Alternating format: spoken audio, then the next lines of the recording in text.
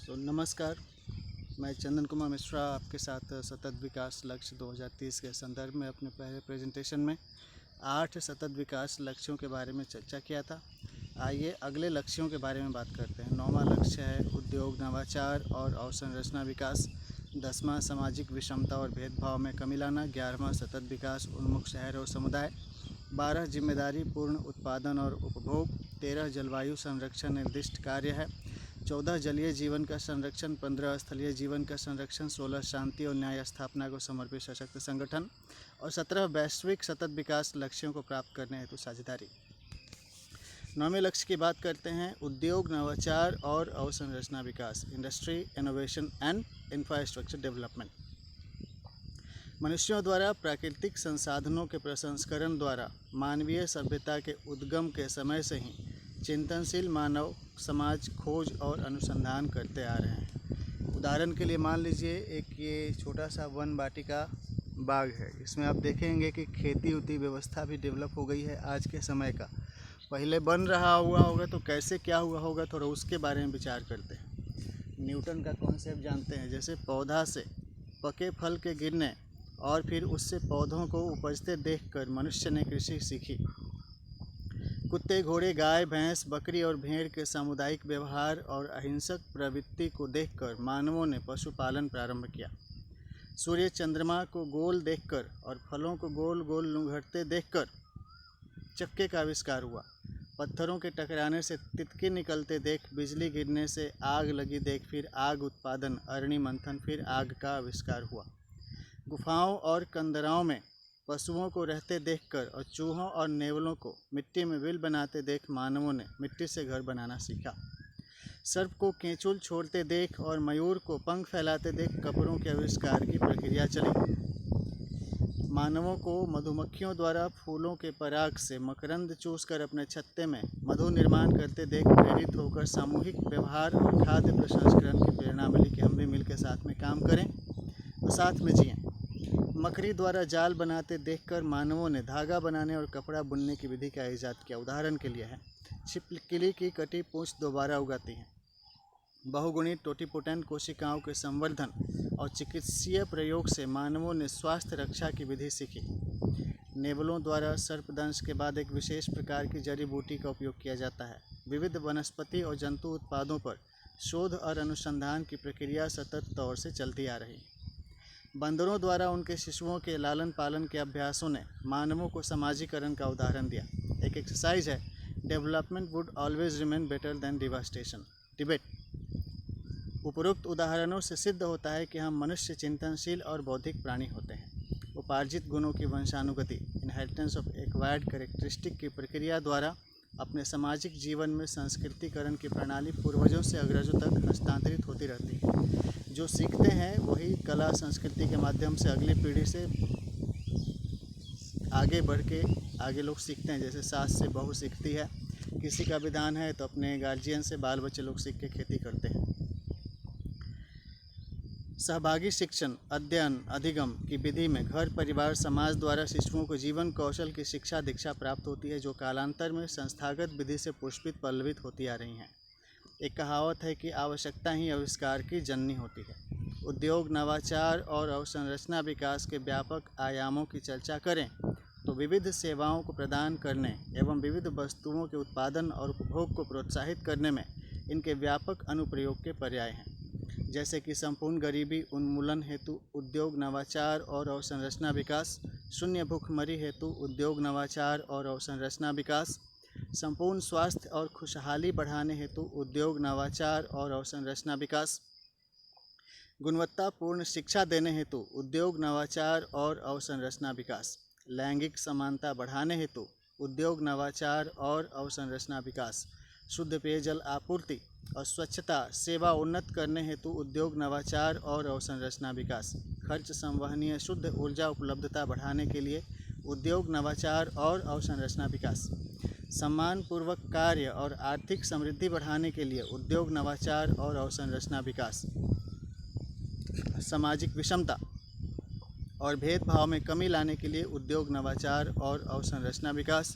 सतत विकास उन्मुख शहर और समुदाय विकास के लिए उद्योग, नवाचार और अवसंरचना विकास। जिम्मेदारीपूर्ण उत्पादन और उपभोग बढ़ाने के लिए उद्योग, नवाचार और अवसंरचना विकास। जलवायु संरक्षण निर्दिष्ट कार्य के लिए उद्योग, नवाचार और अवसंरचना विकास। जलीय जीवन का संरक्षण करने हेतु उद्योग, नवाचार और अवसंरचना विकास। स्थलीय जीवन का संरक्षण करने के लिए उद्योग, नवाचार और अवसंरचना विकास। शांति और न्याय स्थापना को समर्पित सशक्त संगठन निर्माण के लिए उद्योग, नवाचार और अवसंरचना विकास। वैश्विक सतत विकास लक्ष्यों को प्राप्त करने हेतु साझेदारी पुष्ट करने हेतु उद्योग, नवाचार और अवसंरचना विकास। एक क्वेश्चन है, critically analyze the given statement like land would remain non-saleable, landlord would possess power and transfer the power of attorney as per his or her own conscious choice to anyone. However, DCLR District Court for Land Reforms could enable need estimation of landowner to execute deed of temporary nature to supply monetary needs of the landowner and subsidize for loan waiver in due course of the time. Resultantly, possession of a land would retain with the landlord. Government can allot land to landless to sustain livelihood and survival of the deprived section of the society. एक concept of धन Ganga mission है, donate, donate, donate and keep donating. You can also write or quote as he or she said that or told that, so that, thus, as per my understanding, so and so provisions are inferred.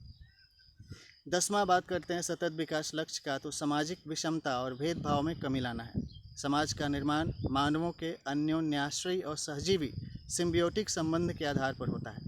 प्रागैतिहासिक काल में आदि मानव में पशुओं की तरह का सामाजिक व्यवहार था। उदाहरण के लिए पालन और आश्रय व्यवहार, पेरेंटिंग एंड नेस्टिंग बिहेवियर।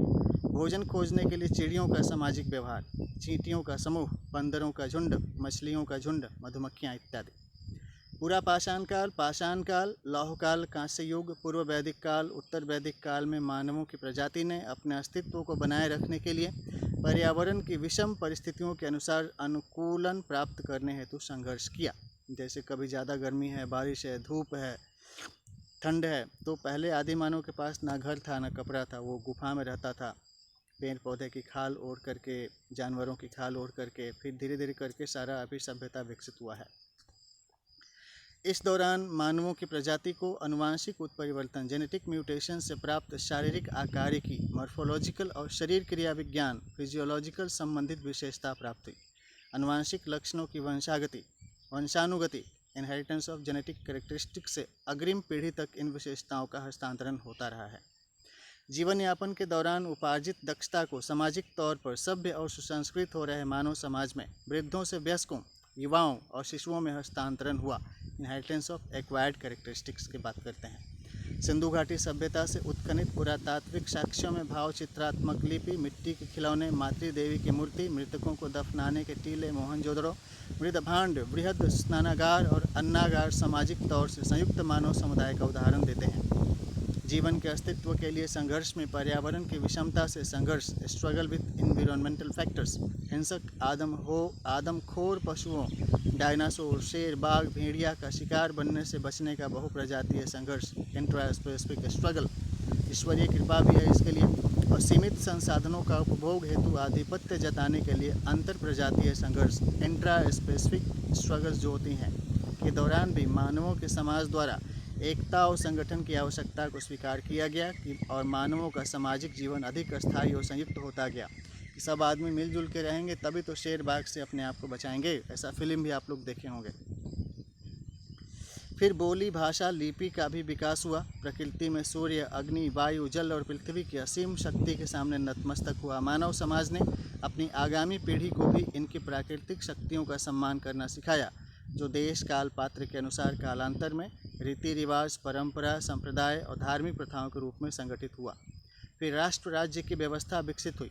उदाहरण के लिए लिच्छवी, वैशाली, पाटलिपुत्र, हर्यक वंश, नंद वंश, मौर्य वंश, गुप्तकाल, मेसोपोटामिया, हान वंश, यूनान, इरिट्रिया, रोमन एवं अन्य पुरातन ऐतिहासिक राष्ट्रों के साक्ष्य। गायों, घोड़ों, कुत्तों, भेड़, मुर्गे, मुर्गियों, बकरियों और अन्य दुधारू पशुओं को दूध एवं भोजन हेतु मांस प्राप्त करने के लिए मानवों ने पालतू बनाया। कृषि के विकास के साथ मानव समाज में स्थायी बसावट विकसित होती गई। एक घोषणा है, डिक्लेरेशन। मैं बेशर्त तुम्हें क्षमा करता हूँ। I beg you my mercy unconditionally, written consciously by Chandan Kumar Mishra, 16 मई 2025 को मैंने लिखी थी। अगला बात करते हैं, context of enforcement of humanitarian rights protection services. The process of food production, processing, storage and ensuring safety of food products seeks sincere action. Living is difficult for we human beings. Lord Buddha had also talked about it. A struggle for survival is tough for us. Even processed food often gets spoiled soon. Thus, human efforts should be supportive to improve ease of living for human beings and disposal of rotten foods also untimely. Otherwise, plagues and other kind of diseases could also appear. Once the human society would recognize the goal for human activities to facilitate human to live peacefully, most of the armed violent conflicts and violations of human rights would stop. Behavior change counseling is primary course of action. Punishment follows in due course of time against the perpetrators and violators of human rights by their respective governments, and right of the victims and vulnerable groups are secured again. Exercise I would like to share. Discuss the given statement. Identify reported problems and respond with solution suggestions. You can also watch regular broadcast by United Nations Daily Media Brief and news broadcasted on Sunset TV and other reputed newsletters and newspaper also could be helpful to improve and groom your personality and increase your intelligence. Next question. Discuss the utility of given statement. Organization behavior system strengthening suggestions and recommendations like separate proceedings. Minute of meeting should be drafted by writing or typing, transcribing the video or audio testimony of the authority and printed on their official letterpad. A copy of the minute of meeting should be presented to signify signature by all parties involved in that meeting. Rectification suggestions should be incorporated and final documents should be circulated with concerned persons and institutions for a strengthening modus operandi of the organization. एक खास विशेष चर्चा करूंगा। एक संदर्भ है कि घर से आए अगल बगल मान लिया घूमते हुए तो कहीं किसी को हमने देखा, कोई एक व्यक्ति ने बताया, हमने नाम बोला कि चलिए शंकर भगवान है, बोला भाई किसी को चोट लग गई है तो उसका क्या होना चाहिए। आए दिन आप देखते हैं कि जहाँ तहाँ एक्सीडेंट होता है, उससे बचाने का व्यवस्था करें। एक संदर्भ आपके साथ साझा करूंगा। भवनपुरा पटना 19 मई 2025। अपने ननिहाल, कुरकुरी, पालीगंज से उलार, सूर्य मंदिर, दुल्हिन बाजार, विक्रम, नौबतपुर, चिरौरा, नटी भवानी, चकमोसा, मुरादपुर होते हुए अपने गांव भवनपुरा सार्वजनिक बस यात्रा से आया। अपने गांव भवनपुरा में संबंधी भाई मित्रों ग्रामीणों से स्वागत चर्चा हुई। बात के दौरान भोला भाई ने बताया कि साइकिल यात्रा के दौरान ट्रैक्टर से झटका लगने से हाथों पर चोट लग गई है। थोड़ी ही देर बाद सड़क पर एक 4 पहिया वाहन किसी तरह से बिजली के पोल से टकरा गई थी। इसके बाद ग्रामीणों के सहयोग से बिहार पुलिस और विद्युत विभाग ने दुर्घटनाग्रस्त वाहन को हटवाकर जाम ट्रैफिक प्रबंधन किया। देवी कृपा से किसी को चोट नहीं लगी, नहीं तो एक्सीडेंट में लोग मर भी जाते हैं। इसलिए एक्सीडेंट का प्रबंधन करना बहुत ज़रूरी है। वही बात हमने लिखा कि किंतु सड़क दुर्घटना कभी कभी बहुत ही घातक हो जाती है। सावधानी से यात्रा व्यवस्था करने की आवश्यकता है। आइए यातायात सुरक्षा के कुछ आयाम की चर्चा करते हैं कि कैसे यातायात व्यवस्था को हम सुरक्षित कर सकते हैं।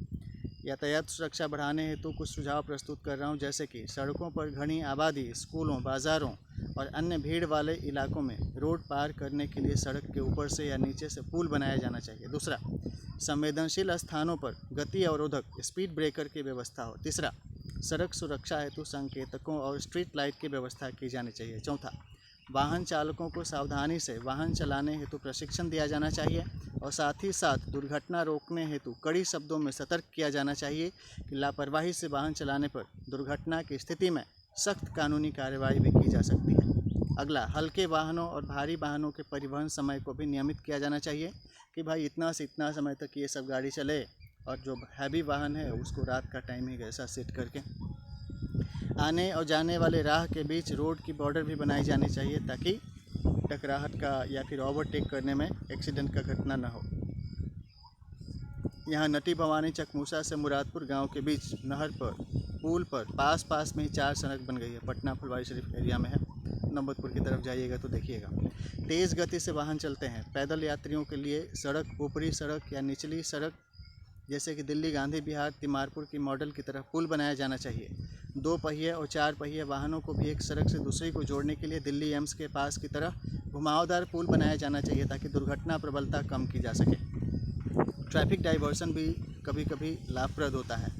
दिल्ली मेट्रो की तर्ज पर रैपिड एम्बुलेंस मेट्रो परियोजना से गांव-गांव या अंचलों को एम्स, पीएमसीएच, एनएमसीएच, आईजीआईएमएस और अन्य सुपर स्पेशलिटी अस्पतालों से जोड़ने वाले परियोजनाओं से भी आयुष्मान भारत स्वास्थ्य योजना को बल मिलेगा। एक क्वेश्चन है, critically analyze the given statements. Unless the displaced would be rehabilitated or repatriated, agitation would probably persist. Unless the local government are engaged in humanitarian services, sustainability, scarcity would exist. Unless the armed conflicts would stop, people get injured and die. But the ultimate question is who aspire for what and why? Is there peaceful means to feel them gratify? Otherwise, hearing and review would assure relief response till sine die.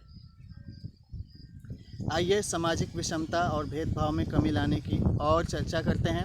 अस्थायी बसावट के साथ ही मानव समाज में विविध कार्यों के आधार पर उत्पादक और सेवा प्रदाता समूह संगठित होते गए। वस्तु विनिमय प्रणाली मोर्टेगेज सिस्टम के अनुसार प्राथमिक मानव समाज में आपसी लेन देन का व्यवहार प्रचलित हुआ। उदाहरण के लिए किसी एक व्यक्ति समूह द्वारा उत्पादित एक वस्तु या अनाज को देकर दूसरे व्यक्ति समूह से दूसरा वस्तु या अनाज, दूध या सेवाओं का आदान प्रदान करना। मान लिया किसी के यहाँ आम अच्छा उत्पादन हुआ है तो उन्होंने आम दे दिया और किसी से गेहूँ या चावल ले लिया, इस तरीके का बात बदल करके, या सब्जी ले ली। जीवन यापन हेतु जरूरी वस्तुओं के उत्पादन हेतु संसाधनों और ज्ञान के अभाव या किसी कार्य दक्षता की कमी के कारण उपभोक्ता वर्ग उत्पादक वर्ग पर आश्रित हो जाते थे। इसी कारण सामाजिक विषमता और भेदभाव उत्पन्न हुआ। पुरुषों द्वारा भोजन के लिए कृषि जैसा अधिक शारीरिक परिश्रम और मांस प्राप्त करने हेतु शिकार जैसे जोखिम भरे कार्य किए जाते और महिलाओं द्वारा घरेलू तौर पर बच्चों की देखभाल और भोजन पकाने का काम किया जाता था। शारीरिक मजबूती और मेहनत के आधार पर पुरुष को समाज में महिलाओं से अधिक सम्मान और वर्चस्व प्राप्त हुआ। कालांतर में मुद्रा यानी पैसों का विकास हुआ। इससे वस्तुओं और सेवाओं के विनिमय सरल हो गए। हालांकि खाद्य प्रसंस्करण, स्वयं सहायता समूह, सहकारिता और लघु व कुटीर उद्योग के विकास के साथ महिलाओं का भी सामाजिक आर्थिक विकास हुआ है। मुख्य तौर से प्रकृति की असीम शक्तियों से संबंधित आपदाओं और उनके प्रबंधन हेतु समाज को नेतृत्व प्रदान करता हुआ मानव समूह पुजारी ब्राह्मण के रूप में विकसित हुआ। किसी विशेष भौगोलिक क्षेत्र में निवासी जनता के परस्पर व्यवहार को नियंत्रित करने और निवासियों को प्राकृतिक आपदाओं से बचाने के लिए नियमावली का निर्माण हुआ। आगे चलकर इसके तर्ज पर संविधान विकसित हुआ। इस प्रकार से पुजारी ब्राह्मण वर्ग के नेतृत्व में से पृथ्वी पर विभिन्न क्षेत्रों में कबीलों के रूप में प्रारंभिक राष्ट्र का उद्भव हुआ। समाज को संगठित रखते हुए जीवन यापन में सहयोग सेवा करने हेतु योग्य उम्मीदवार को चयन करने, प्रशिक्षण प्रदान करने, उन्हें उनके कार्य दायित्व को समझाकर नियुक्त करके पर्यवेक्षण करने हेतु मानव संसाधन प्रबंधन और लोक प्रशासन का विकास हुआ। इसी तरह से धीरे धीरे मानवों द्वारा ही मानव समाज को ब्राह्मण, कृषक, गोपालक, पशुपालन, शिल्पकार, बनिया, वैश्य, व्यापारी और रक्षक क्षत्रिय समूह सेना के रूप में संगठित किया गया। कुशल मानव संसाधन प्रबंधन द्वारा वर्तमान समय में भी इस पृथ्वी पर के कार्यरत सभी राष्ट्रों में मानवीय समाज में से विषमता और भेदभाव को खत्म किया जा सकता है। 11वां सतत विकास लक्ष्य की बात करते हैं। सतत विकास उन्मुख शहर और समुदाय है। मानव समाज द्वारा उत्पादित वस्तुओं के भंडारण, प्रसंस्करण और खरीद बिक्री की आपूर्ति तंत्र प्रबंधन करने के दौरान विभिन्न ग्रामीण और बाजार व्यवस्था वाले शहरी क्षेत्रों में मानवीय बसावट प्राचीन काल से ही होती आ रही है। सरकार अपने सेवा तंत्र द्वारा मानव समाज की सेवा हेतु सतत तौर पर सक्रिय रहती हैं। मानव समाज को उनकी योग्यता अनुकूल योग्य कार्य करने के लिए चयनित, प्रशिक्षित, नियुक्त और विनियमित करके गांवों और शहरों में मानव बसावट को सतत विकास उन्मुख किया जा सकता है। यानी मानव संसाधन प्रबंधन से ही मानव को संगठित और सुनियोजित किया जा सकता है। इस दौरान भोजन, वस्त्र, आवास, चिकित्सा, शिक्षा, परिवहन, मानव द्वारा उनके निवास स्थान पर उत्पादित अपशिष्ट पदार्थों, मल मूत्र, बासी सड़े हुए भोजन, धूल, गर्दों एवं अन्य प्रकार के कूड़ों के निस्तारण हेतु तकनीकी शोध और अनुसंधान आधारित अवसंरचना विकास और सेवा द्वारा भी सतत विकास उन्मुख कार्यक्रम नियमित तौर से चलते रहना चाहिए। 12वां सतत विकास लक्ष्य है जिम्मेदारीपूर्ण उत्पादन और उपभोग। आइए इसके बारे में समझते हैं। मानवों उपयोगी वस्तुओं के उत्पादन और उपभोग हेतु विशेष सावधानी बरतनी चाहिए, खास तौर से खाद्य पदार्थों के उत्पादन और उपभोग हेतु, क्योंकि खाद्य पदार्थों के दूषित होने से इनके सेवन करने पर स्वास्थ्य खराब हो सकता है। आए दिन खबर छपते हैं कि फूड पॉइजनिंग से बहुत लोगों की मौत हो चुकी है। अतः खाद्य गुणवत्ता मानक और सुरक्षा प्रमाणन विधियों और नियमावलियों का जिम्मेदारीपूर्वक अनुपालन किया जाना चाहिए। आवास, सड़क, पुल और अन्य प्रकार की भवन निर्माण के दौरान भूकंप रोधी तकनीकों, अग्निशमन तकनीकों और भूस्खलन रोधी तकनीकों का प्रयोग किया जाना चाहिए। पक्के आवास निर्माण के दौरान विशेष सावधानी बरती जानी चाहिए ताकि रहने सोने के स्थान के साथ साथ रसोई घर, रोशनी, हवा, पानी आपूर्ति, नली, शौचालय और शाक सब्जियों को उपजाने के लिए थोड़ी सी ज़मीन या छत पर मिट्टी की क्यारी और गमलों में पोषण वाटिका स्थापना हेतु जरूरी तौर पर व्यवस्था की जाए। उपचार हेतु चिकित्सा विधियों, औषधियों और टीकाओं, वैक्सीन उत्पादन और इनके मानवीय प्रयोग, ह्यूमन ट्रायल हेतु चिकित्सीय नैतिकता, मेडिकल एथिक्स का अनुपालन किया जाना चाहिए। अब अगले प्रेजेंटेशन में हम आपके साथ चर्चा करेंगे जलवायु संरक्षण निर्दिष्ट कार्य हैं। 13वां लक्ष्य 14 जलीय जीवन का संरक्षण, 15वां स्थलीय जीवन का संरक्षण, 16वां शांति और न्याय स्थापना को समर्पित सशक्त संगठन और 17 वैश्विक सतत विकास लक्ष्यों को प्राप्त करने हेतु साझेदारी। इनसे जुड़ी और जानकारी को आप हमारे यूट्यूब चैनल @चंदन माई विद्या पर सर्च करके यूट्यूब एप्लीकेशन में देख सकते हैं। और साथ ही साथ आपको संयुक्त राष्ट्र संघ के संस्थाओं, भारत सरकार या फिर जिस सरकार से आप बिलोंग करते हैं उनसे जुड़ी जानकारी को प्राप्त करना चाहिए। इससे आप भी सतत विकास हेतु एक सक्षम और सशक्त स्टेक होल्डर, हितभागी, हितग्राही के रूप में आगे बढ़ सकते हैं। तब तक के लिए आपको चंदन मिश्रा का नमस्कार। ओम नमः शिवाय।